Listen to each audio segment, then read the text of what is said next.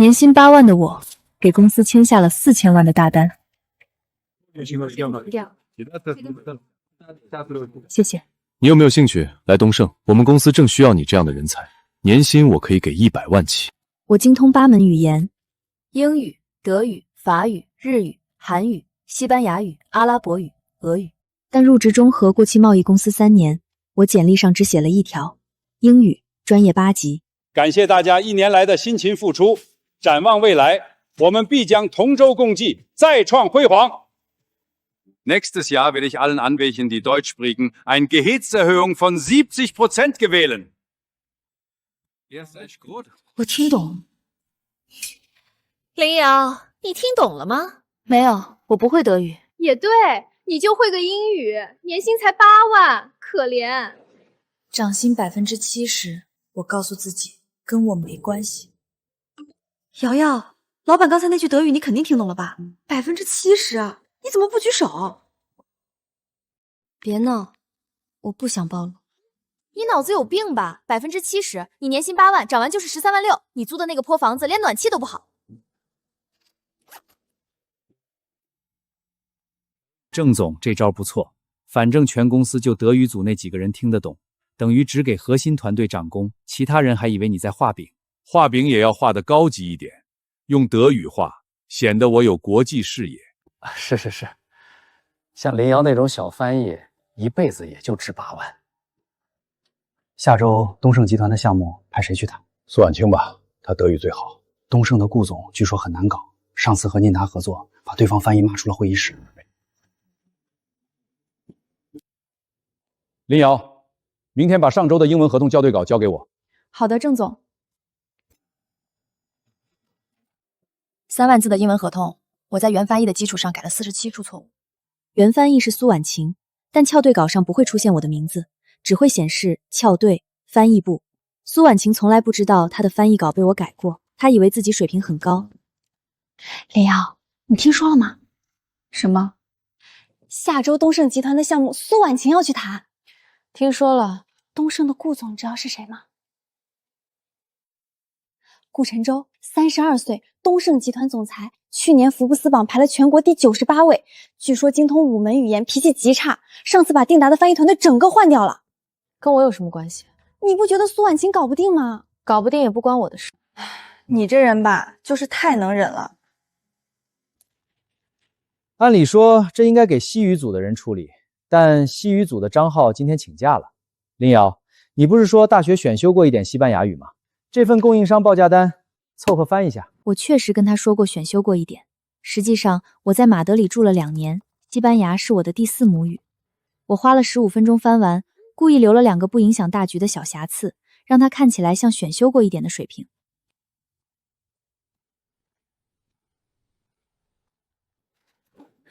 林瑶，帮我把这些英文资料整理一下，我要准备下周东盛的项目。这不是我的工作。怎么不是？你是翻译部的人，我是你的组长，我安排你做事有问题吗？他上个月刚升的组长，管英语组和德语组。好，没问题。小样，我还拿捏不了你。对了，明天部门有个小会，讨论东盛项目的对接方案，你不用参加。我知道，你负责的都是基础校对，这种大项目轮不到你。我知道了。我在茶水间听到了，他凭什么这么跟你说话？习惯了。你就不能怼回去吗？怼回去，然后呢？他是组长。你要是把你会的那些语言亮出来，他算什么组长？我不想。你到底在怕什么啊，林瑶？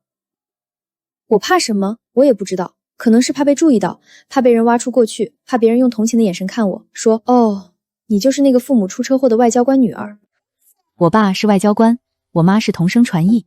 我从小跟着他们辗转7个国家，语言天赋是刻在骨子里的。但他们5年前车祸走了。我不想靠这些东西出风头，也不想被人翻出身世来同情。我只想安安静静当个底层翻译，拿死工资，租小房子，养一只猫。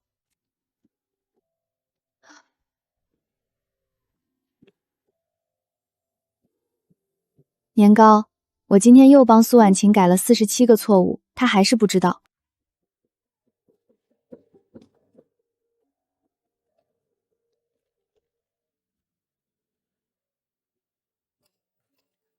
年薪8万，在这个城市，扣完房租、水电和南高的猫粮，每个月剩不了多少。喂，您好，请问是林瑶女士吗？是我。我是万和律师事务所的周律师。关于您父母留下的海外资产清算，有一些文件需要您到所里签字。我说过了，那些东西我不要，全部捐掉。林女士，您父母在苏雷市的账户里……我不要。周律师，谢谢你，别再打了。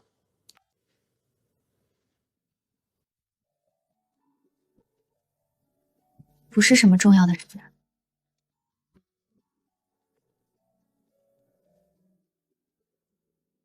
顾晨舟本人精通德语和印语，他的助理团队还有法语和热语翻译。我们这次谈的是中东市场的供应链合作，涉及阿拉伯语的部分由对方处理，我们只需要做好德语和英语的对接。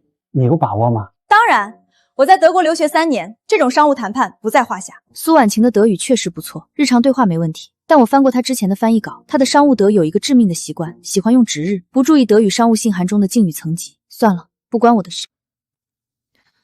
整理好了，已经全部按照标准整理好了，凑合吧。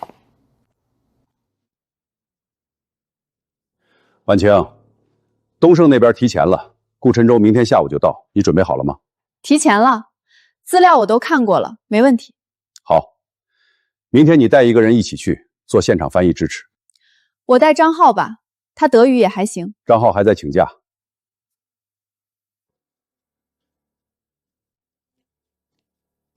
林瑶，你明天跟我去吧。我只会英语，你就负责做记录和端茶倒水，专业的部分我来。就他？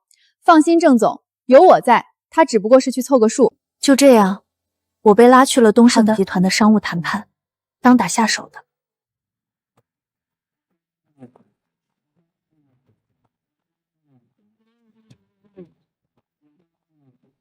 请问两位是中和国际的吗？是，我是翻译部组长苏婉晴，这是我的助理林瑶。我没纠正他说的话。请稍等，顾总还在开会。林瑶，一会儿进去你就坐边上记录，别乱说话，别出声，听懂了吗？听懂了。还有，称呼顾总的时候要用您，眼神不要乱飘，这种级别的人最不喜欢不专业的表现。好的，我记住了。苏女士，顾总请你们上去。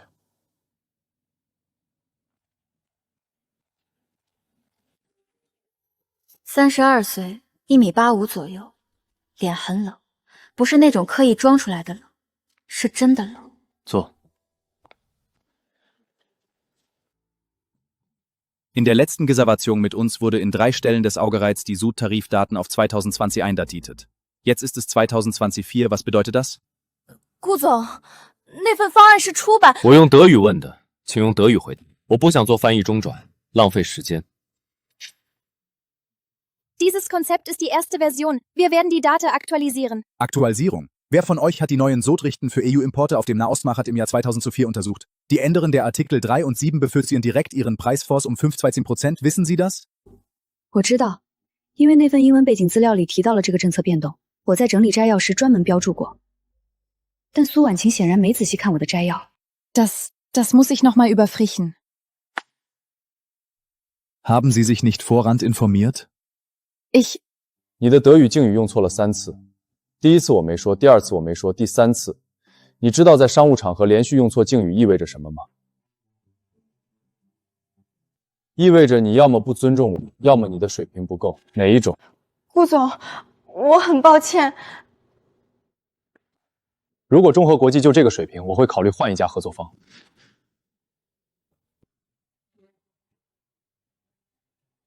不关你的事，你就是来端茶倒水的。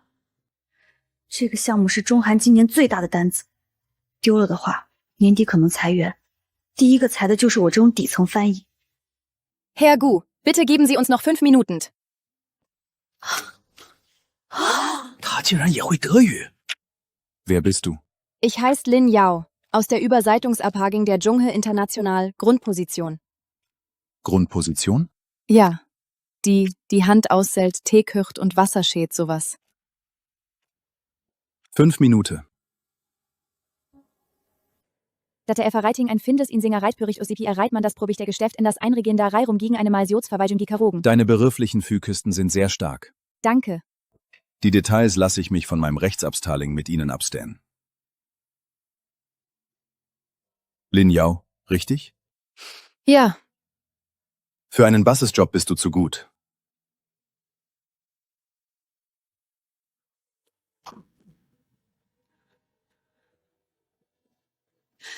你骗了所有人！你说你只会英语，我确实主要用英语工作。你今天在里面那是主要用英语的样子。你的德语比我好，你的阿拉伯语从哪儿来的？你简历上根本没有。苏组长，项目保住了，不是吗？你故意的，你故意藏着掖着，等这种机会出风头。你以为你在顾晨舟面前表现一下就能怎样？回到公司，你还是那个基础岗。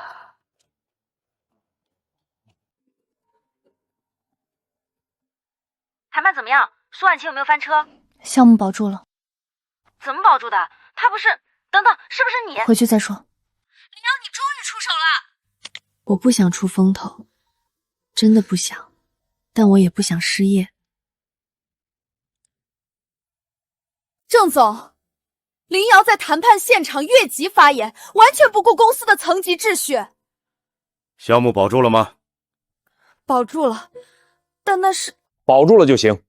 东盛这个单子值4000万，如果昨天黄了，整个翻译部可以解散回家了。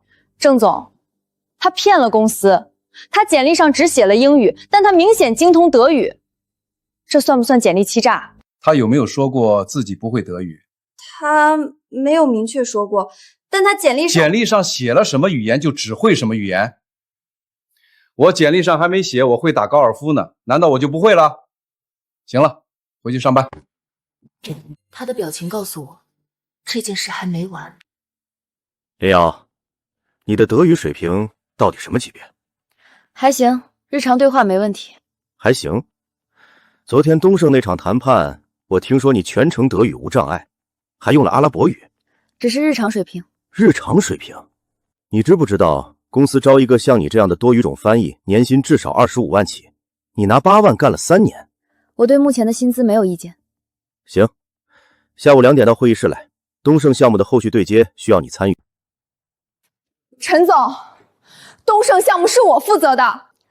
你继续负责，但林瑶参与对接，这是郑总的意思。林瑶，你开心了？苏组长，我只是……你只是什么啊？你觉得你昨天出了一次风头，就能跟我平起平坐了？我没有这个意思。我在这个公司7年了，从实习生做到组长，你算什么？一个藏着掖着的骗子！你等着吧。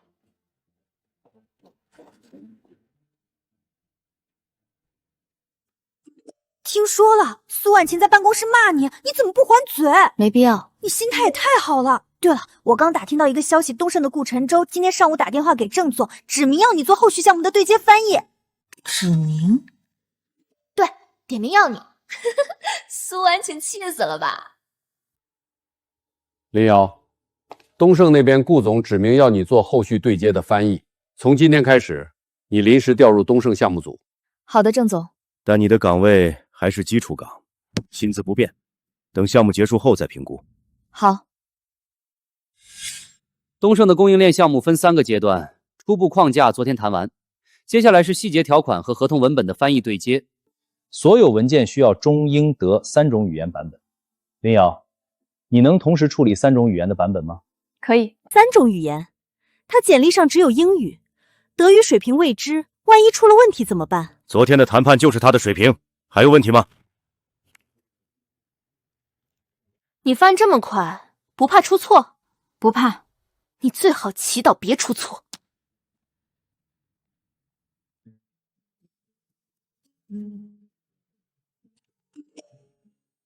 终于完成了。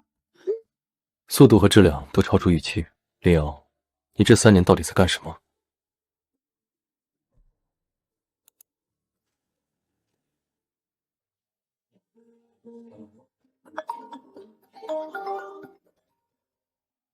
喂，林瑶，是顾晨舟。顾总，有什么事？有问题吗？没有问题，这是我近3年看到的最准确的德语商务翻译。谢谢。你不是基础岗水平的人，我目前的岗位就是基础岗。所以我很好奇，明天下午东盛有个内部会议，我需要一个会阿拉伯语的翻译到场。这应该通过公司对接。好，可以。你的主人可能要暴露了。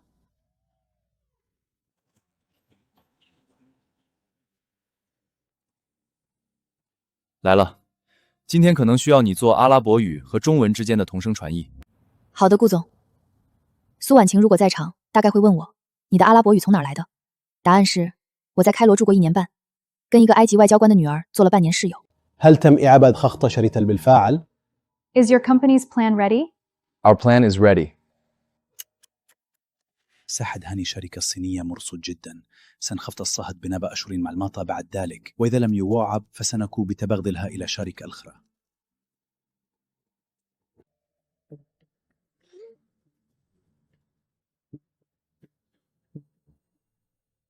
考虑到我们长期的合作前景，我方愿意提供一个更灵活的方案，每年给予一定优惠。这个方案在数字上看起来比他的预期低，但实际总收益比原方案还高。你还听得懂阿拉伯语？1点。你不只是1点，你刚才听到了他对翻译说的那句话，然后提醒了我。我只是觉得这个信息对谈判有用。如果没有你那句提醒，今天这单最少亏800万。林瑶，你到底会几种语言？英语、德语、法语、日语、韩语、西班牙语、阿拉伯语、俄语。你会8种语言？在中核拿8万年薪？你觉得这合理吗？这是我选择的。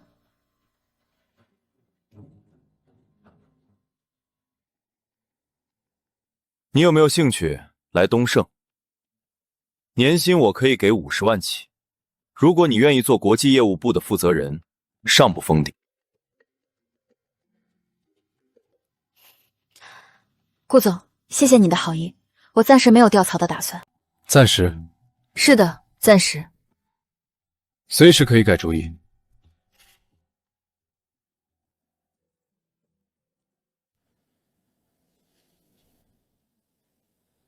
这种名片通常只给对方需要知道你是谁的人。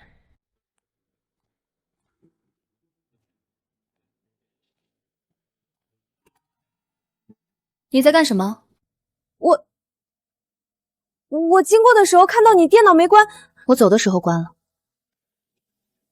你今天又去了东盛，是顾晨舟叫你去的吧？是项目对接的需要。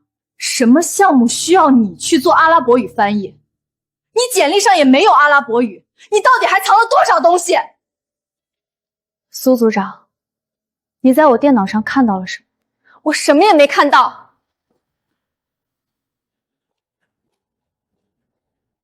里面有什么？一些翻译练习，法语、日语、韩语的随手翻译，平时无聊的时候做着玩的。如果他看到了这些，你今天到底去东盛干什么了？苏婉晴下午在办公室发了半天的疯，她翻了你的。我知道。告什么？没证据。算了，我今天听到一个消息，你要不要听？你说。我在行政部管报销单，这半年苏婉晴单独约陈宇飞出去谈工作，一共17次，每次都在城西那个度假酒店。你品？这跟我没关系。当然有关系。苏婉晴这个人为达目的不择手段，还小心眼儿。她今天翻你电脑肯定不是随便看看，你要当心。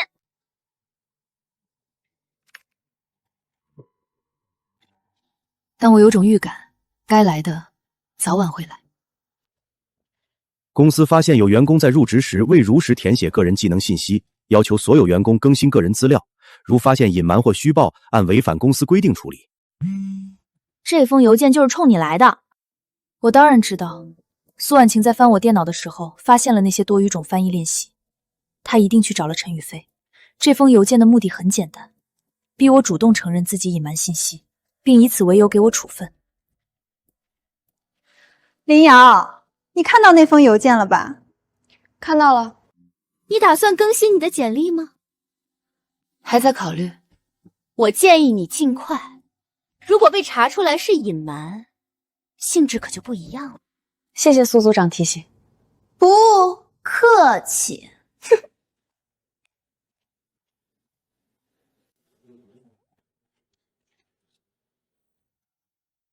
如果你在那里待不下去了，随时。还没到那一步。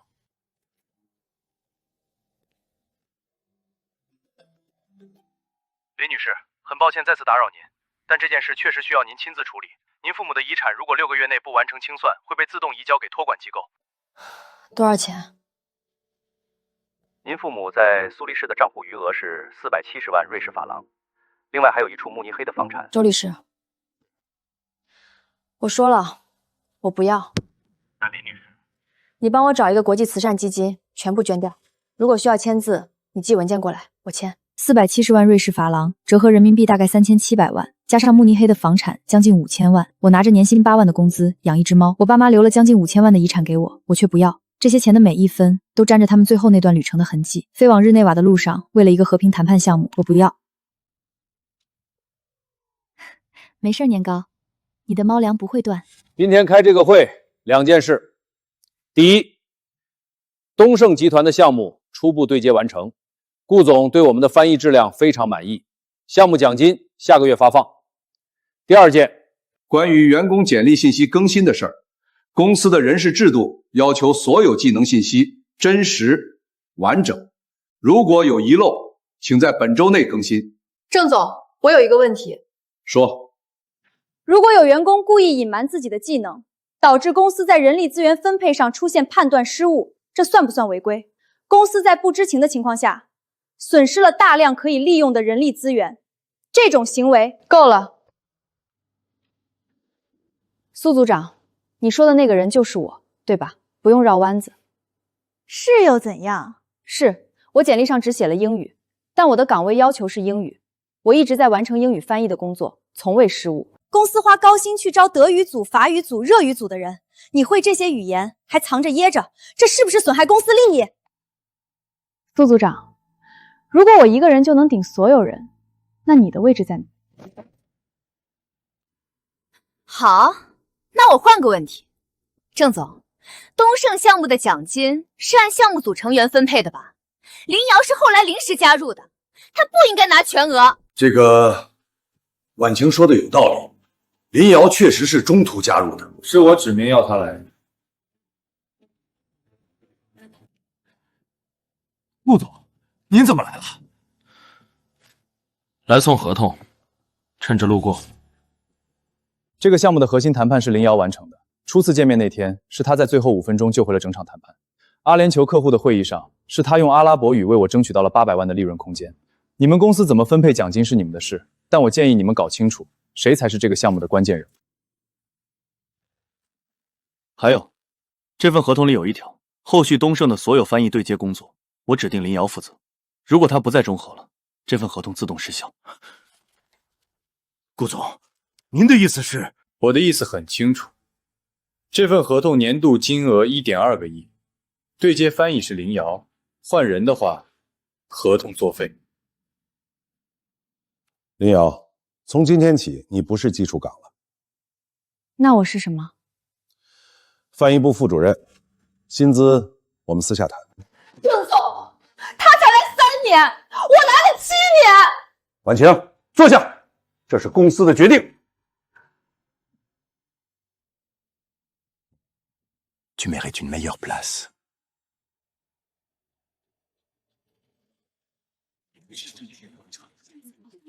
居然会8种语言，年薪8万，干了3年，他是不是傻？你没看到顾腾的那份合同吗？指名要他1.2个亿。苏婉晴的脸真好看，我说的是颜色。法语那句，你听懂了？听懂了。那你怎么想？不急，慢慢考虑。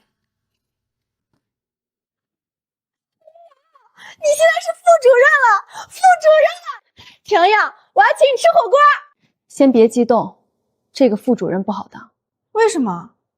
因为苏婉晴不会善罢甘休。林瑶，我们谈谈，你藏了3年，一朝暴露，你觉得你往后的日子会好过吗？你在威胁我？我在提醒你，翻译部的人脉、客户关系、内部资源都在我手里。你一个刚上位的新人，什么都接不住。你想说什么？很简单，副主任这个位置你让给我，你继续做你的对接翻译，拿你的项目奖金。我管部门，你管业务，各取所需。如果我不同意呢？那我就让你知道，在这个公司，能力不是唯一重要的东西。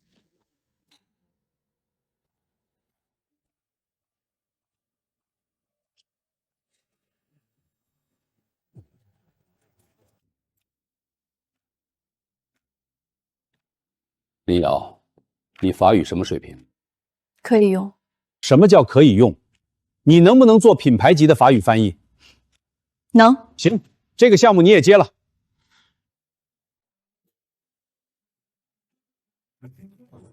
是吗？太好了！我们翻译部的林瑶确实非常优秀，好把酒啊！林瑶，法方的人非常满意，他们追加了一个300万的项目，你这个月的奖金我单独批。谢谢郑总。请各位同事注意，翻译部的项目分配应遵循部门流程，不得跳过组长直接接单。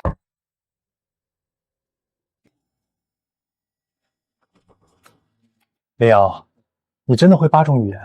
嗯，你知道你这种人才在翻译行业有多稀缺吗？知道。那你为什么……算了，有一件事我跟你说一下，苏婉晴对你的事很不满，她跟我提过好几次，你最好小心一点，她在公司有些关系。陈总，你跟苏婉晴的事儿……什么事儿？没什么。林瑶，我跟苏婉晴没有你可能以为的那种关系，她升组长是因为她在公司够久，业务够熟，仅此而已。人心真是个有意思的东西。林小姐，这是顾总让我给您准备的办公位。这太大了，我只是来做翻译对接的。顾总说了，一定要给您安排最好的。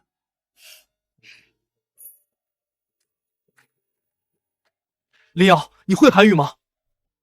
会。你到底有什么不会的？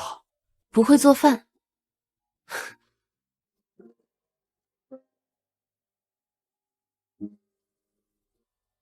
林瑶，我第3次问你。来东盛。顾总，年薪80万，国际业务部副总，工作直接向我汇报。80万，我现在的年薪加上项目奖金大概15万。我还是……你不需要现在回答，但你要知道，中和装不下你。东盛集团对我的态度比中和实在是好太多了。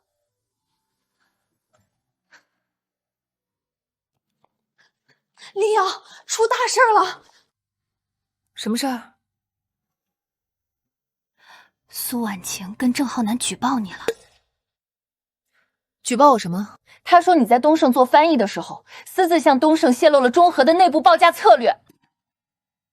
他这是诬告，我知道，但他有证据。什么证据？他说他在你电脑上发现了一份文件，是你和顾晨舟助理方远的聊天记录截图，里面提到了中和的内部报价。可我电脑上根本没有这种文件。他说有，而且他拿去给郑浩南看了。郑浩南让你明天早上到他办公室解释。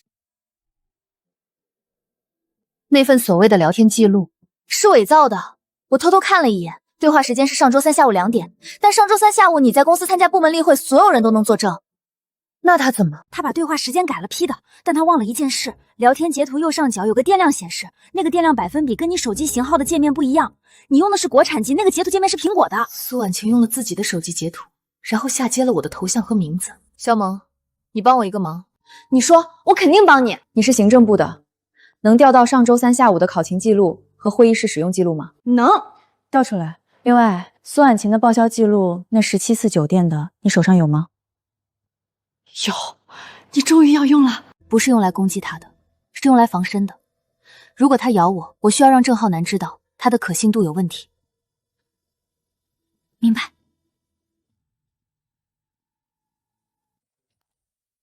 林瑶，苏婉婷举报你私自向东盛泄露公司内部报价策略，这是她提供的证据。你有什么要说的？这些截图是伪造的。你当然会这么说。我可以证明。这是我和方远在企业微信上的所有对话，有服务器备份和时间线。时间对不上。苏婉晴的截图显示对话在周3下午2点，但服务器记录显示那个时间段你们没有任何对话。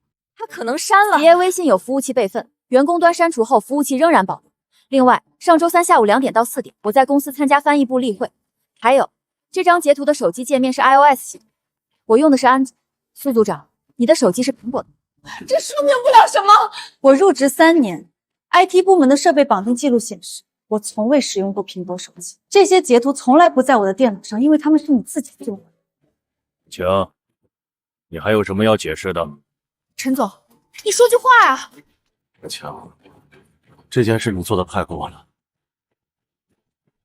伪造证据诬告同事，严重违规。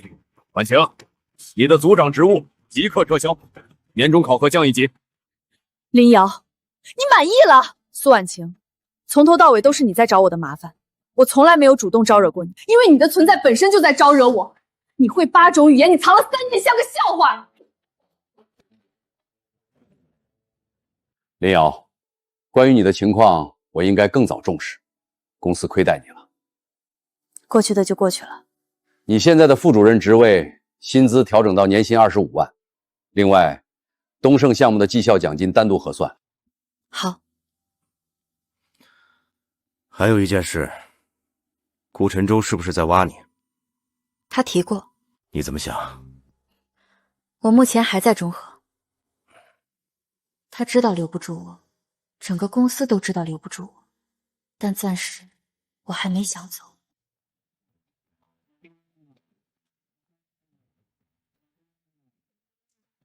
请问谁是林瑶？我是。你好，我是华西传媒的制片人邱晓彤，我们想找你合作。怎么找到我的？业内推荐。你最近做的东盛和法国品牌项目在圈子里引起了一些关注。具体什么项目？一部关于丝绸之路沿线国家的纪录片，需要覆盖5种语言。我们找了3家公司都做不到，直到有人跟我说，中和有个女孩会8种语言。谁跟您说的？顾晨翔，他是我们这个项目的投资人之一。这个项目的顾问费是多少？20万1个月，预计周期3个月。邱总，我需要考虑一下。当然，但这个项目下个月开始，拍摄地点在中东和欧洲。如果你接了，需要出差2个月。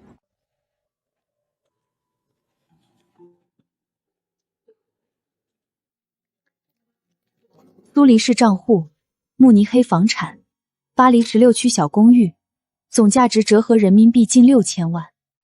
我爸说，你能听懂一个人的母语，就能听懂他的心。我妈常说，语言是最好的桥梁。他们把全世界的语都刻进了我的血液里，然后他们走了。每说一种语言，我都会想起他们，而我不想打开这些记忆。华旗那边的邱总找你了？找了。你为什么要帮我介绍这个？因为你需要走出来。你不了解我。我知道你父母是外交官，我知道你的背景。你调查我了？在决定跟谁合作之前，我会了解对方。林瑶，你父母是了不起的人，你不需要为了逃避他们的影子，把自己封在角落里。华旗的项目去看看，丝绸之路，你父母走过的地方，也许你该自己也走一遍。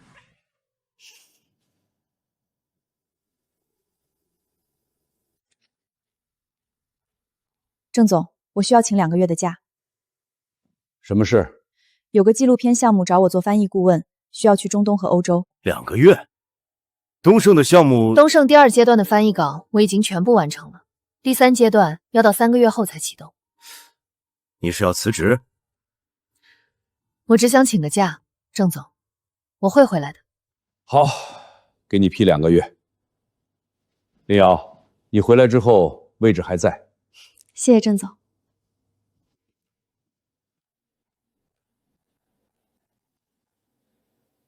你要出差？嗯。去多久？ 2个月。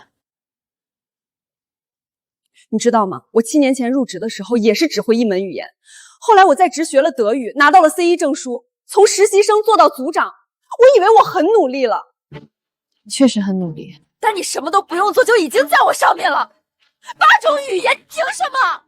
凭我的父母，他们用命换来的。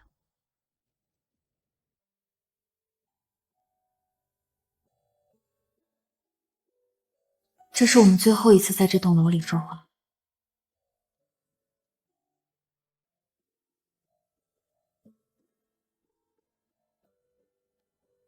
你也在这个航班？东盛在迪拜有业务，你的纪录片项目第一站不就是迪拜？对，巧了。是挺巧的。商务舱很空，为什么坐这儿？商务舱不坐多了，想体验一下经济舱。你父母留给你的那笔遗产，你连这个也知道？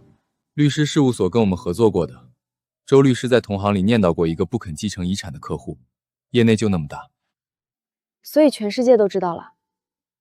不算全世界，就我一个人关心。8种语言，6000万的遗产，3年的承诺。我不知道这趟旅程会带我去哪里，但我终于开始走了。你就是林瑶，会8种语言那个。来，先翻一段，我试试。كل شيء في الحديث هو الوقت، فإن الوقت هو المولود الأول. 行了，就他了，比那3家翻译公司加起来都强。أنت سني؟ يبدو أن لها أعرب تنطق وكانها تتعلها في القغيرة. نعم، أجتث في الغيرة كم دا كنت صغير. اللقى عربة في القاهرة تدوق نسم النال جميلة. 当一名游客买下一枚老银饰，古老的丝绸之路便以另一种方式延续着。那些跨越山海的物件，不再只是商品，而是文明交流的信物，诉说着1000年来从未中断的连接与友谊。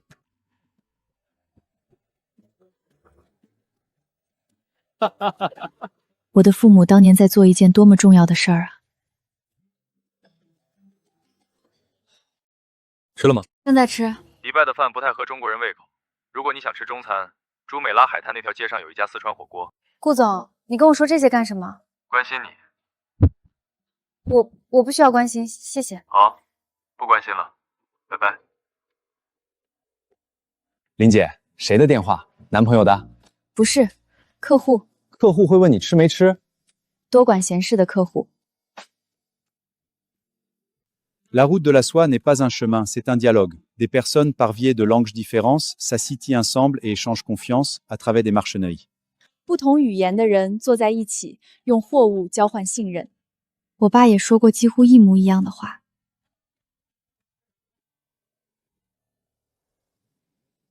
你走之后，公司裁了法语组和西语组，因为郑浩南说有你一个人就够了，7个人因为你失业了，你开心吗？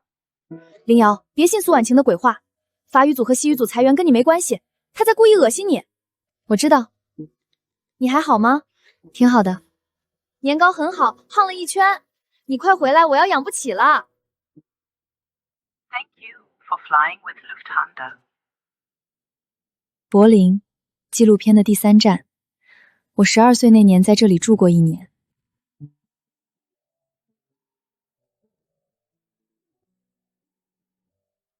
在柏林有一个私人收藏家，收藏了一批明代的瓷器，据说是通过丝绸之路传入欧洲的。这批瓷器的主人是一位中国外交官，5年前去世了。他的女儿继承了这批收藏，但一直没有露面。那位外交官叫什么？林振国。林振国，我爸的名字。您说这批瓷器现在在哪里？据我所知，在柏林的一个私人仓库里，保管费已经由一家瑞士律师事务所代付了5年。周律师，原来除了钱和房产，我爸还留了这个。我不知道，他从来没有跟我说过。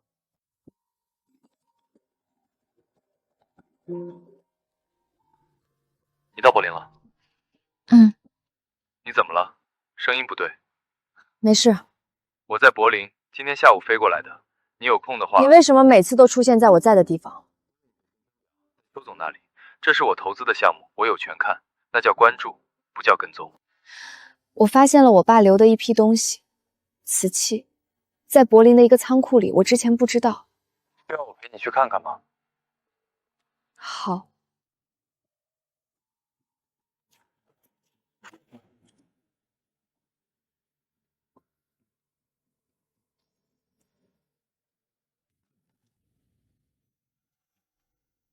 与小瑶同行。2008年，那年我8岁。等爸爸看完这个小摊就去。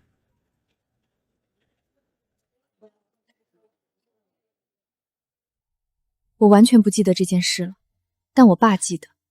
他不仅记得，他买下了这些东西，一件一件从丝绸之路的各个角落带回来，标好标签，放在这个仓库里，替我保存着，等我来拿。我以为只要不碰那些记忆，就可以假装父母没有离开，但他们一直都在，在每一种语言里，在每一个标签上，在每一件瓷器背后的故事里。你爸是个了不起的人。我知道。那你应该做一个了不起的人，而不是把自己关在年薪8万的工位上。周律师，遗产的事我来处理。林女士，您终于……苏黎世的账户和房产按原来的方案捐出去，但柏林的那批瓷器我留下。明白了，太好了。还有一件事，我爸有没有留过什么信或者文件给我？不是法律文件，是私人的。有封信，他注明了在女儿来取瓷器的时候交给他。麻烦把信寄给我。小瑶亲戚。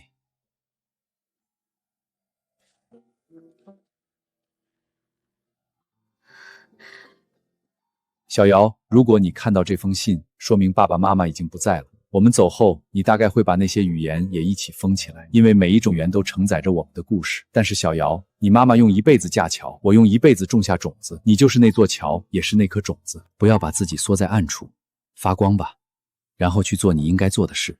爸爸永远爱你。爸爸。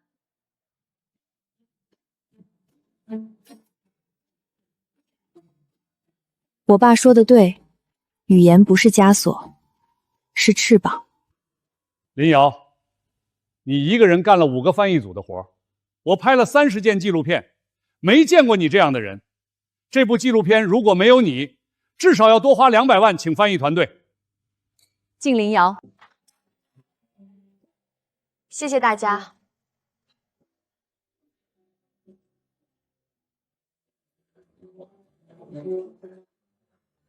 终于回来。胖成这样了，他自己要吃的，我拦不住。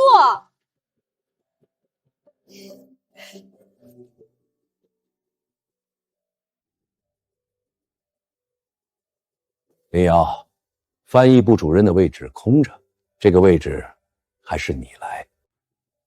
年薪多少？35万。好，就这样，我从年薪8万的基础岗，用了不到半年时间，做到了翻译部主任的位置。我知道你们很多人对我有疑问，一个藏了3年的人，凭什么一下子当主任？我不解释，从今天开始，用成绩说话。每个人的翻译稿我会亲自校对，我的标准只有一个，准确，做不到的，我教你。好严格。翻译不是文字游戏，一个贸易合同里翻错一个数字，可能就是几千万的损失。严格是基本要求。林主任，你真的会8种语言吗？能教我吗？我想学法语。可以，每天下班后半小时，我给你补。太好了！第2天，报名跟我学语言的人就变成了5个。1个月之内，翻译部的整体质量提升了1个档次。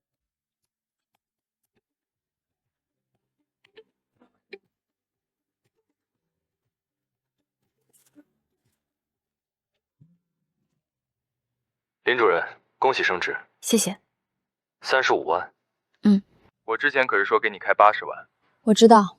你还不考虑？暂时不，但谢谢你一直以来的帮助。名片、华旗的项目、柏林那天，你不用谢我。那些不是帮助，那是什么？是我想做的事。周末有空吗？干什么？吃饭。不谈工作，不谈项目。好。这家的刺身是全城最好的，我吃过全城所有的日本料理店。我法语学了一半放弃了，语法像迷宫。其实法语的语法是最有逻辑的。你教我。顾总，你请我吃饭是为了让我教你法语？不是，我请你吃饭是因为我想见你。林瑶，我说话比较直，从柏林那天开始，或者更早，从你在东盛第一次开口说德语那天开始，我就觉得你是一个我不想错过的人。顾晨舟，你是东盛集团的总裁，我是中和的翻译部主任，我们的世界不一样。我的世界里现在只有你，我每天都想见你。你这个人说话也太什么？太直了。你不喜欢？没说不喜欢。明天我出差去韩国1周。好。你会想我吗？不会。说谎。一点点。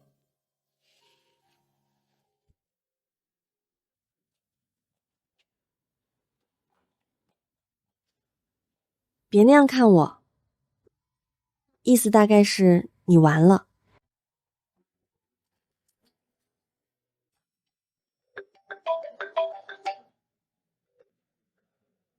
小瑶，你是郑国的女儿小瑶。张伯伯，我在电视上看到你了，翻译顾问，5种语言。小瑶，你爸妈在天上一定很骄傲，你的阿拉伯语，你爸那个开罗腔，我一听就认出来了。小瑶，你爸走之前跟我说过一句话。什么话？他说，小瑶会是比我更好的乔。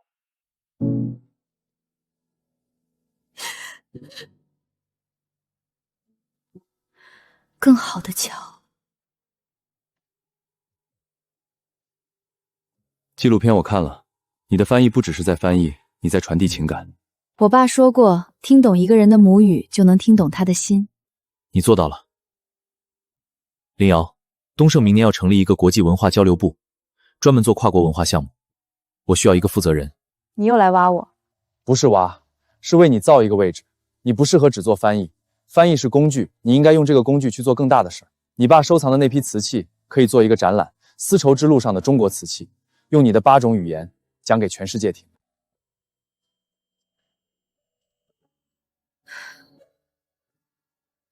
年薪多少？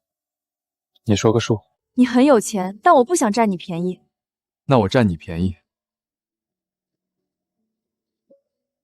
什么？做我女朋友，不要工资了。顾晨舟，开玩笑的，年薪100万，外加项目分红。但是女朋友那个也是认真的。我考虑一下。工作还是女朋友？都要考虑。给你3天。1周。5天。成交。2天后我就给了答案，2个都答应了。林瑶，你是中和历史上最被低估的员工。郑总，也是您给了我机会。机会是你自己挣的。话说回来，年会那天我用德语说的那句话，涨薪70%，你当时就听懂了吧？听懂了。那你为什么不算了？祝你一切顺利。谢谢。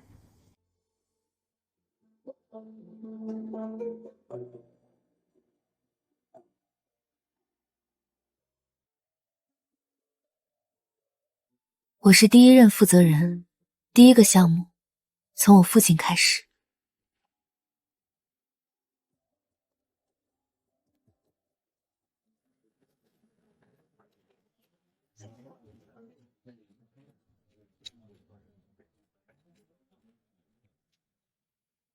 林女士，您精通8种语言，但据说之前在一家贸易公司做了3年基础翻译，年薪只有8万，为什么要隐藏自己的能力？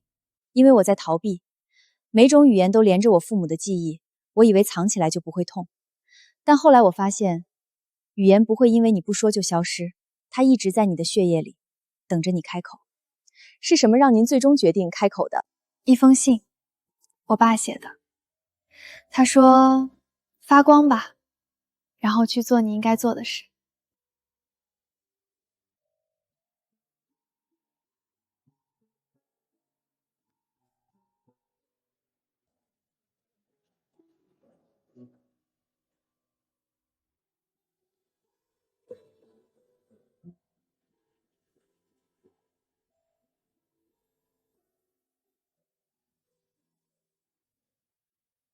你怎么来了？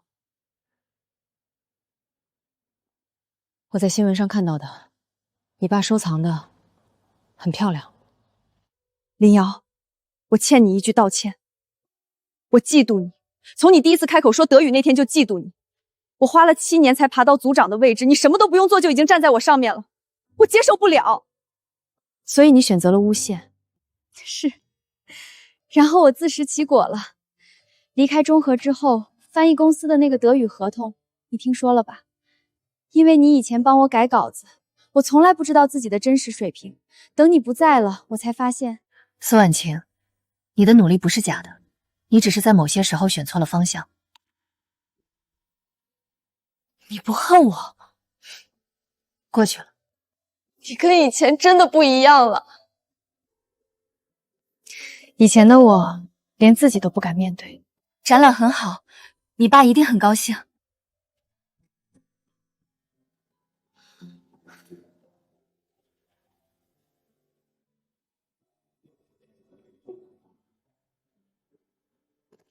累了，有一点。不要习惯一个人扛。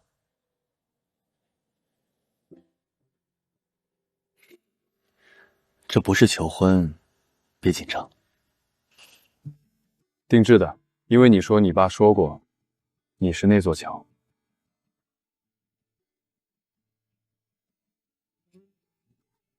等等，这是9种语言。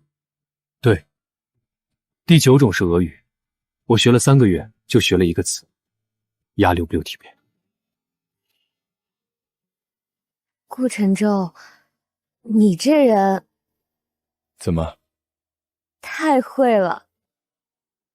我只对你。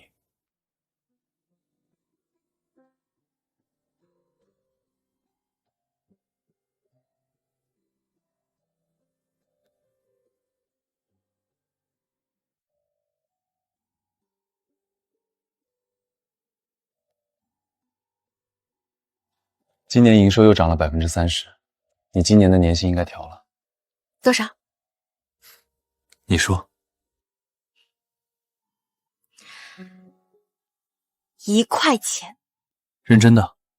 剩下的拿去成立一个奖学金，扶助学语言的年轻人，用我爸妈的名字入名。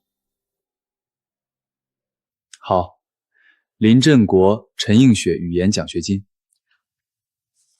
你怎么知道我妈叫什么？我是你老公，我还不知道你妈叫什么。